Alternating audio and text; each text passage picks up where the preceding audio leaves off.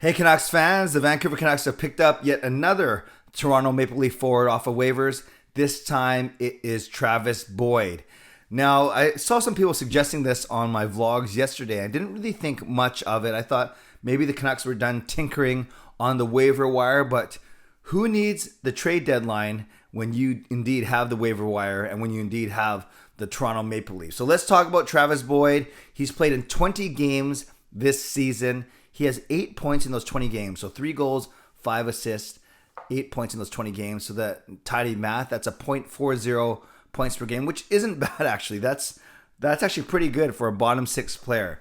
And he also, I'm just looking at his stats, he's a +1, 2 penalty minutes only. So I don't think we're getting the toughest guy here. And then, and maybe I don't know a lot about his game. And then 15 shots on goal. That means his his shooting percentage is 20%, which is pretty good.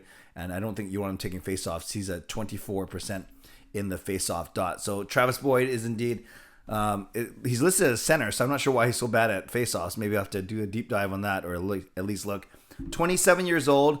Way back in 2011, he was a 6th round pick by the Washington Capitals. So, to be a 6th round pick and to be in the NHL still 10 years later, that's saying something. That's pretty good. But he's only been truly a pro for 4 seasons. He did 3 years in Washington, and 1 year he had 1 point in 8 games.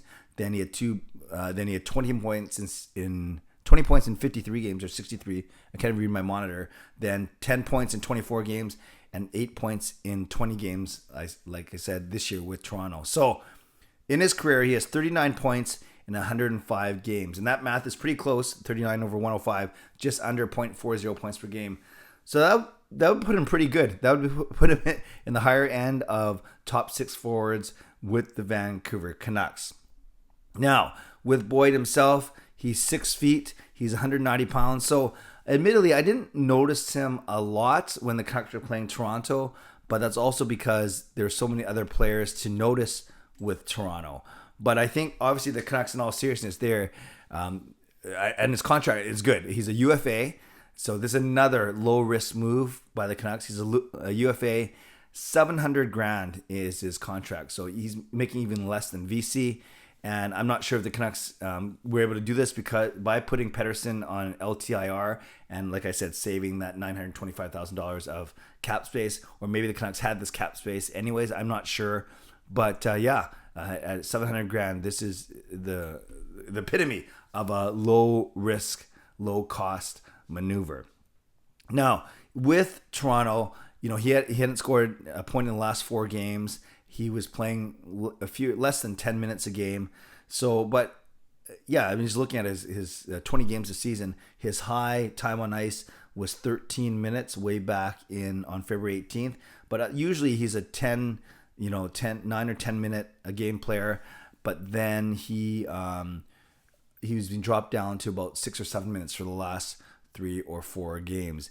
Against Vancouver, he did have a 2 assist game way back on February 4th when we first played, when the Canucks first played the Maple Leafs. So there we go. We'll see, how he fits in, where he fits in, how quickly he's going to be with the Canucks.